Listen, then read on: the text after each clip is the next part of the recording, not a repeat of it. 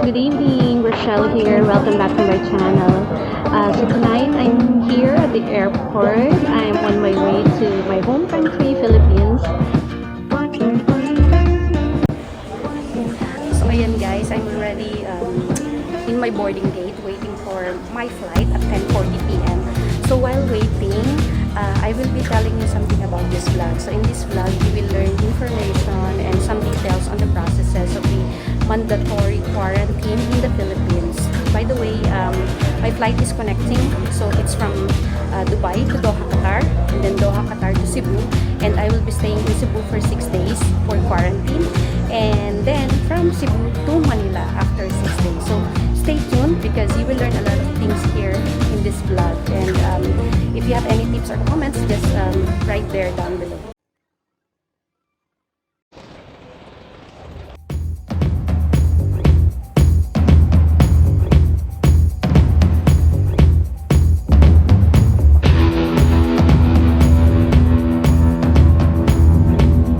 So ayan guys, nandito na po ako sa aking hotel sa Cebu. Ito po yung binigay nila sa akin, inassign ng OWA sa akin for the hotel quarantine. And it's my 3rd day here. So I still have to wait for another 3 days bago ako ma-swab test. Alright? So as promised, ayan, I will be sharing you arrival guidelines, particularly for OFWs. But of course, I will not limit this vlog for OFWs, but also I will be sharing some important information for non-OFWs. So itong mga arrival guidelines guys, these are based on my experience and these are the guidelines as per the Philippine regulations and of course the Interagency Task Force on the Management of Emerging Infectious Diseases. And I hope na makatulong talaga ito sa pag-uwi nyo, mapadali ang buhay nyo. So I will be dividing this video into 3 parts. The first one would be before the flight. Second one will be during the flight. And the third one would be the arrival para mas madali natin siyang maintindihan. So before the flight, people are asking me, do we need the PCR test before we board the plane? Okay, so ang sagot ko dyan, for those OFWs who are going home to the Philippines, in which their flight is a direct flight, let's say for example, from Dubai going home to Manila or Dubai to Cebu or Dubai to Clark, you don't need any PCR testing. Hindi yan required, okay? So, sa cases ng international connecting flight, like in my case, which is from Dubai to Doha, Qatar, and Doha, Qatar to Cebu, kailangan po natin ng PCR test kasi requirement yun ng Qatar Airport, okay? So, ginawa ko, nagpa-test muna po ako 2 days or a day before my flight. Nagpa-test muna ako, kumuha ako sa American Hospital ng PCR test. Mas madali dyan kasi 6 hours lang and that's the cheapest for those people who are working in Dubai. Punta po kayo ng American Hospital. Yung mga iba kasi, it will cost you like 300 to 400. Sa American Hospital po, it will cost you only 150 dirhams. Next is the electronic case investigation form, which we need to fill up 3 or 4 days prior to our flight. So, unahin natin yung OFWs. For overseas Filipino workers, if you are arriving in Manila, you have to register to Red Cross. Yung link, makikita nyo po sa ilalim nitong vlog ko. Nilagay ko na po dyan lahat para hindi po kayo mahirapan. All you need to do is just click that link and then you register, okay? And then if you're arriving in Clark, you have to register sa Philippine Airport Diagnostic Laboratory or yung tinatawag nilang PADLAB. If you are arriving in Cebu, you have to register to CEBUMactanairportforofw website. So all of this link, lahat ng website ng tatlong yan, nilagay ko na siya sa ilalim ng aking vlog in order for you to just access it easily. For our overseas Filipino workers who are sea-based, yung ating mga seaman, you are also required to fill up that electronic form. So, ang kailangan nyo lang gawin is pumunta sa first aid website where you need to register 3 or 4 days prior to your flight. All the links, again, nandun siya sa baba. So, hindi nyo na kailangang mag-worry at maghanap sa Google. How about for non-OFWs? Yes, we need also to register. So same lang po. If you're arriving in Manila, you have to register sa Red Cross. If you're arriving in Cebu, you have to register the same din po sa website ng Cebu. And if you're arriving in Clark, sa PADLAB po tayo. Ang difference lang po ng OFW and non-OFW, kailangan lang po magbayad ng non-OFW ng 4,000 pesos sa swab testing. Samantalang ang mga OFW po, free po tayong lahat. Wala po tayong kailangang i-worry kasi OWA already has taken care of all the fees. Before the flight, we all have to be mindful din po whether you are OFW or non-OFW to bring your going out essentials such as your mask and the face shield. Bumili na rin po kayo ng face shield kasi requirement din po yan. Yung ating gloves is not necessary but if you want to, you can have it. And of course, yung mahalaga din dyan, yung ating alcohol or yung ating sanitizers. Okay, during the flight naman po, wala naman tayong masyadong gagawin during the flight kasi nandun tayo sa plane during that time. Pero sa case ko po kasi, i-remind ko lang din po kayo na during the flight, we need to fill up 3 forms yung binibigay sa atin ng flight attendant na 3 maliliit na forms. Yung yellow form, which is the health declaration form, yung Bureau of Customs na form, and then yung isang form na puti din, which is the immigration form. Ayan. So, dun pa lang kailangan na natin siyang fill upan para pagdating natin sa airport, hindi na natin kailangang mag-alala at ma-delay pa. Alright? And the third one is arrival at the Philippine airport. Ito na po yung medyo mabusisi ng konti. But don't worry kasi saludo ako sa OWA, sa Philippine Coast Guards, and sa government natin for making the processes very, very easy for OFWs and non-OFW. Grabe yung ginawa nyo. Saludo talaga ako. Alright, so pagdating pa lang natin, paglapag natin ng airport, meron na silang tinatawag na briefing, okay? Or and temperature check. Siyempre, importante yun. Check nila kung okay ba yung temperature mo, kung may fever ka or wala. And then, they will ask us to sit down and listen to the briefing conducted by the Philippine Coast Guards. So, makinig lang tayo dyan. Kompleto yung briefing na yan. Talagang, pag nakinig ka, wala ka nang problemahin. After the briefing, all we have to do is proceed at the verification counters. Madami naman po yun. 10 ata yung verification counters na nakita ko sa Philippine Airport. So, madali na lang at mabilis na lang siya. Okay? And at the verification counters, what you need to prepare is yung passport mo, yung iyong boarding ticket, and yung QR code. So, ma-remember nyo ba yung QR code? Yun yung code na extract nyo from the email or dun sa electronic form na pinirmahan nyo or sinulatan nyo 3 days or 4 days prior to your flight. I-verify lang nila yung mga information na nilagay natin doon.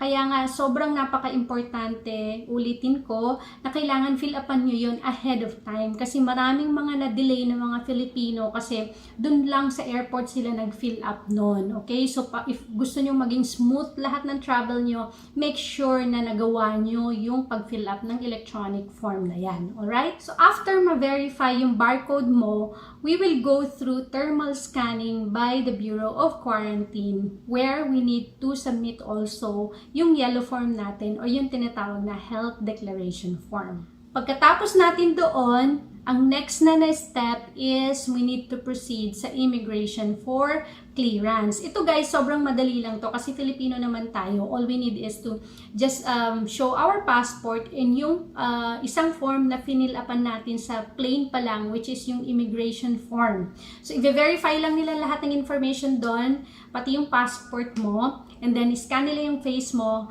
Pag okay na lahat, boom! Nakapasa na tayo. So, pasok na tayo sa airport. So, yung next na po natin is yung OWA-related procedures. This is for the overseas Filipino workers or yung mga OFW lang ha. So, ang kailangan natin gawin is pumila lang tayo sa OWA. Pagkalabas natin ng immigration, we have to approach the OWA desk. Marami po yun. So, hindi din natin kailangan mag-unahan. Okay? Pipila lang po tayo doon for our hotel assignments. So sila po yung magbibigay ng hotel po natin. Sila po yung magbibigay sa atin ng room number. Hindi natin kailangan mamili. Huwag kayong mag-worry guys kasi lahat naman ng hotels na provided ni OWA ay malinis. Tulad na lang ng hotel ko, malinis, sobrang mabango, and alagang-alaga po tayong mga OFW, okay? For non-OFW naman, wag din po kayong mag-worry kasi all we have to do is approach the Department of Tourism desk sa loob ng airport and they will assist you when it comes to the hotel reservation. Kasi hindi po tayo basta-basta pwede makapag-check-in sa kahit na anong hotels. It should be accredited, yung quarantine accredited ng government. So, si BOT or si Bureau of Tourism, they have all the list of the hotels who are quarantine accredited. Kaya sila po sa kanila po kayo lumapit kasi sila po yung magbibigay sa inyo ng hotel. And make sure na nakapag-prepare lang kayo ng cash or ng peso nyo kasi kailangan nating bayaran yun on our own packet. Okay? And nandun sa BOT nyo rin makikita lahat ng mga prices from budgeted to pricey one. So kayo na po ang bahalang mamili. Depende sa budget ninyo. For OFWs, wag po tayo mag-alala kasi lahat po ng hotels natin, pagkain natin for 6 days, lahat po yan ay libre. Okay? Hindi natin kailangang mag-worry at magpapalit ng pera. After ng hotel assignment or ng hotel allotment by OWA, pipick upin din po tayo ng ating mga transportation provided din by OWA. Kaya wala talaga tayong problema OFWs, okay? So may magpipick up po sa atin na shuttle or bus that will take us from the airport to our hotel. Ganun din pag uwi natin, sila din ang magdadala sa atin sa airport kung uuwi tayo via plane or kung uuwi man tayo via yung Roro or kaya yung boat. Sila din ang mag-a-arrange nun. And para sa mga karatig probinsya naman na who needs a bus pauwi sa kanilang lugar, si OWA din ang mag-aayos niyan. Diba? Ang gara, no? Wala tayong problemahin. But for non-OFWs, kailangan natin i-arrange yan on our own. Yun lang yung konting risk pag non-OFW ka. But nonetheless, lahat naman is accessible na din sa Philippines. So, we don't need to worry about it. Yun lang, kailangan nyo talagang magkaroon ng extra cash para sa pamasahe pa uwi. Sa quarantine hotel naman, we need to stay there for 6 days. So, paano ba yung counting ng 6 days na yan? For example, kung nag-arrive ka sa Philippines on March 1, yun first day na pag-arrive mo pa lang sa Philippine airport, that's already counted as 1. So, ang ika-6 day mo will be on March 6. So, sa March 6, dun pa lang tayo ma-schedule for swab testing. Okay? So, si OWA, magpo-provide sila ng swab nurse. Sila yung magpapadala ng swab nurse sa hotel natin. Doon tayo kukuhanan. And all we have to do is to wait 24 hours for the result. Okay, pagtapos na yon, tatawagan tayo ni OWA or magsasend siya ng email sa atin about sa result ng ating swab testing. And huwag din kayo mag-alala kasi libre din po yung swab testing natin.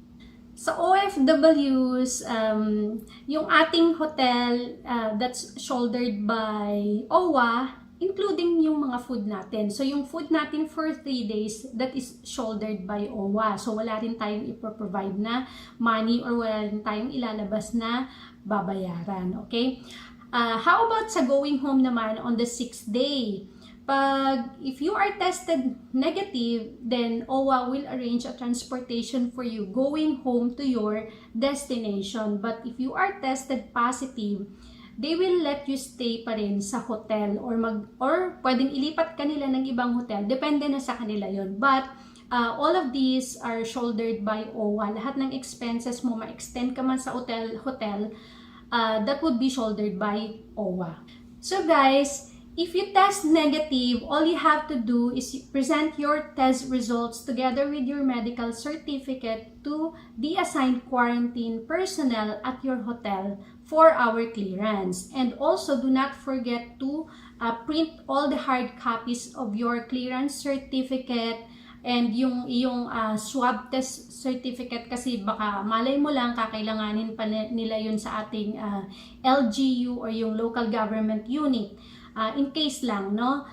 Don't worry kasi lahat naman ng hotels, they have their printing services. So, pa-print nyo na lang po sa kanila yun, yung mga certificate na yun. Another question is that we need to clarify now, after ba ng quarantine, ng 6 days hotel quarantine mo, do you need to continue isolating yourself para mabuo mo yung 14 days sa bahay mo?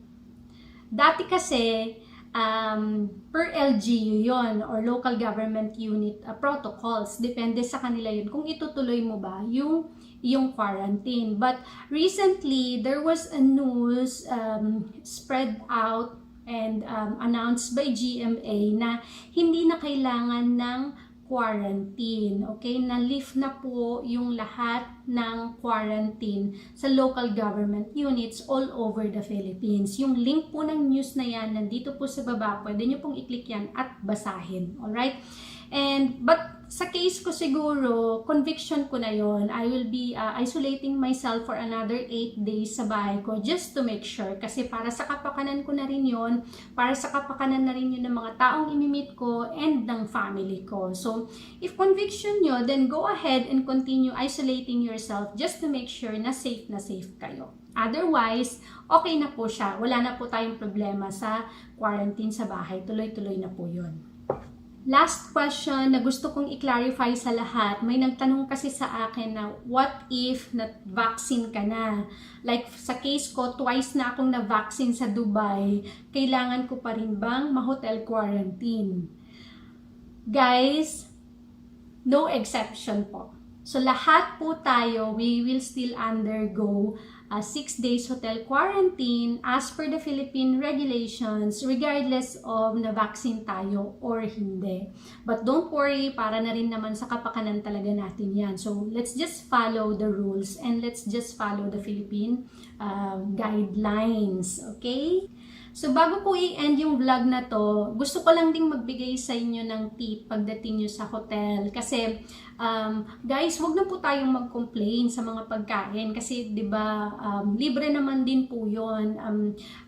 Yung hotel po natin, they will provide us 3 meals a day. So breakfast, lunch, and dinner. Pero there's no snacks in between. So payo ko sa inyo, if mahilig kayong mag-snacks in between, magdala na lang din kayo sa hand carry luggage nyo or hand carry bags nyo ng mga, let's say, mga chichirya siguro or snacks, chocolates, whatever yung magagaan lang na pwede nyong kainin for 6 days. And the hotel is not providing coffee din. Yung mga iba meron, pero sa case ko kasi sa Cebu, wala talaga silang pinrovide na coffee. So sa mga coffee lovers na tulad ko, magdala na lang din kayo kasi hindi naman natin alam kung yung hotel ba na yan is magpo-provide. Yung mga maliliit lang na sachet para may makonsume tayo na coffee pagdating natin sa hotels. And magdala din kayo ng libro kasi yung 6 days na yan, hindi biro, mababagot talaga kayo. So, magdala kayo ng something na mag-uubos ng oras nyo. For example, books or kaya may TV naman. Pwede naman kayo manood ng TV dito. Pwede kayo manood ng mga movies. Or pwede tayo magdala ng mga, yung jumping rope siguro para makapag-exercise tayo ng konti. Or kung whatever sa tingin nyo na pwedeng makapag-aliw sa inyo, dalhin nyo na lang din as long as magaan siya. Yan yung mga tip ko sa inyo guys. And before ako mag-end sa video na ito, I just would like to thank, syempre yung OWA for helping the overseas Filipino workers. Hindi po talaga kami nahirapan kasi napakadali ng proseso lahat ngayon. Maraming salamat po sa inyo. And syempre, salamat din po sa ating gobyerno sa pagbibigay ng tulong and pagbibigay ng magandang proseso para sa mga OFW. And of course, thank you din sa tumulong sa akin sa flight ticket ko, which is yung Jetliner Express Travel Agency. Thank you kay Dennis, thank you kay Aline, thank you kay Clark for helping me. Sobrang naging magaan yung buhay ko dahil kayo mismo, kayo ang naghanap ng flight ko na sobrang mura. And lahat ng mga tanong ko nasagot nyo. Kaya guys, if gusto nyo magpabook, just let me know. I will give you the contact. Actually, lalagay ko sa baba yung contact details nila, yung website nila para ma-access ko din. And I would like also to take this opportunity to apologize dun sa mga friends ko na nasaktan or nagtampo, I should say, nagtampo kasi hindi ko sila nasabihan sa pag-uwi. Guys, I hope you really understand kasi itong pag-uwi ko na to is unplanned. Sobrang hindi ko in-expect talaga to. So, I hope you really understand. But don't worry, this is not permanent goodbye, but instead, this is just a vacation and hopefully we'll see you again soon. And, yan, thank you din kay God for protecting us, protecting me, for bringing me here safe and sound, and sa family ko who's been praying for me and supporting me, and sa inyong lahat na mga fans ko na naging fans sa inyong lahat na naging inspiration ko sa paggawa ng vlog na ito. Salamat po sa inyong lahat, nakakataba ko ng puso. Salamat guys for everything. And bago pa humaba ang video na to, if you like this video, please do not forget to like it. And for those who haven't subscribed yet, please subscribe now and click the bell button as well for you to see my next video. And of course, share it para yung information maikalat din and malaman din ng ating mga kababayan. Okay guys, maraming salamat po sa inyong lahat. I love you. God bless.